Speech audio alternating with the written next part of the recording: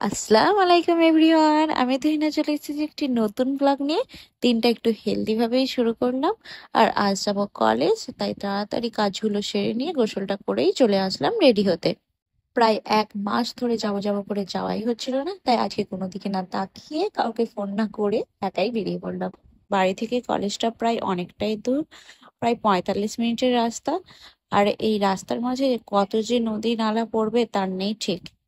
আর আজ আকাশটা যতটা ঝলমলে দেখাচ্ছে, রোদের তাপটা ঠিক ততটাই বেশি।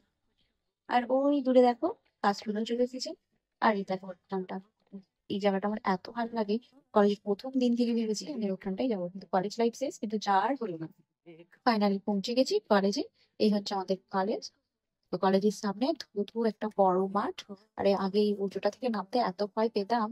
সব থেকে হাসির কথা হলো, পুরো কলেজে 2-2.5 বছর আমি এত, মানে তখন আমার স্কুটি ছিল, কিন্তু তখন আমি চালানো শিখিনি। তখন আমি এত ট্রাভেল করেছি, আর আমাদের এখান থেকে কলেজে ডাইরেক্ট বাস ছিল না, 3টে গাড়ি কিনে আসতে হতো।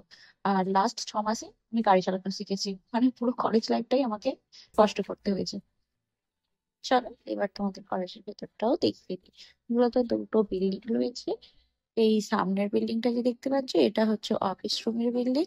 এখানে নিচে অফিস রুম, আর উপরের বিল্ডিং এ ক্লাস হয়। তোমাদের তো বলাই হয়নি আমি কলেজে আজ কিসের জন্য এসেছি। আজ আমি মূলত 6 সেমিস্টারের রেজাল্টটাই তুলতে এসেছি। আর প্রত্যেকবারের মতো ওনারা তো শুনিয়েই দিলেন আজ তো দেওয়া হবে না, আজ নাকি এখানে টিচার্স ডে সেলিব্রেট হচ্ছে। তো আমিও নাছোড়বান্দা, কি আর করবো, অনেক দূর থেকে এসেছি শুধু রেজাল্টটাই আনতে। তো আমার যে ম্যামটার আন্ডারে এই রেজাল্ট ছিল তিনি তো আসেনি নি। তো ওনাকে ফোন করে রিকোয়েস্ট করে তো রাজি হলেন যে হ্যাঁ একজন দিয়ে দেবে। কিন্তু তিনিও কম নয়, তিনিও বলেছেন এখন ওয়েট করো, আমি ডেকে নেবো। তবে আজ আর রাগ করলাম না। এই হচ্ছে লাস্ট কলেজের দিন, কারণ এবার আসলে হয়তো আর একবারই আসবো ওই গ্র্যাজুয়েশন সার্টিফিকেটটা নিতে।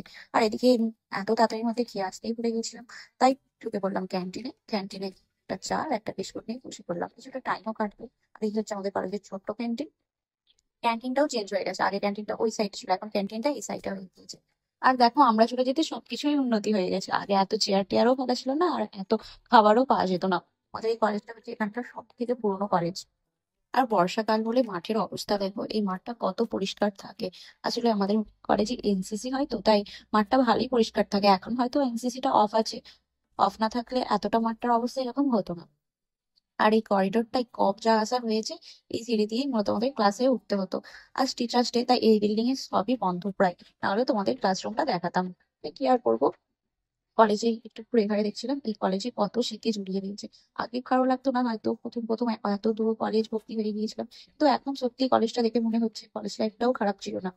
আমরা এরকমই, যখন স্কুলে থাকি তখন ভাবি স্কুল লাইফ থেকে কবে বড় হব, কলেজে যাব।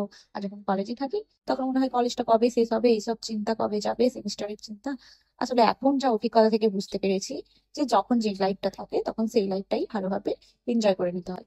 কারণ এই ছোট্ট জীবনের অভিজ্ঞতা থেকে এটুকু তো বুঝতেই পেরেছি, বেটার লাইফ বলে কিছুই হয় না, নিজেদেরকে বেটার ভাবে করে নিতে হয়। সবকিছুই যেরকম যা চলছে আলহামদুলিল্লাহ বলে মেনে নিতে হয়। চলো অনেক জ্ঞানের কথা হয়েছে, এতক্ষণে আমার ডাক পড়লো। আর এদিকে যাওয়ার সময় এই গাছের দিকে চোখ আটকালো, এটা কি গাছ বলো তো, আবার কিরকম বেলের মধ্যে একটা বড় ফলও হয়েছে। এই যে স্যার, ইনি আমার রেজাল্টটা খুঁজছে। ফাইনালি রেজাল্টটা দিল। এটা হচ্ছে আমাদের কলেজের মেইন গেট। আবার যে কবে আসবো তার নেই ঠিক, তবে যাই হোক কাজটা যে আমার কমপ্লিট হয়েছে এটাই আমি খুশি। কলেজের সবাই জানো কোনো কাজই একবারে গিয়ে হয় না, বারবার গিয়ে গিয়ে তারপরে একটা কাজ হয়। আজ আমার লাক সাথ দিয়েছে, তাই হয়তো একবারে গিয়ে রেজাল্টটা আনতে পারলাম।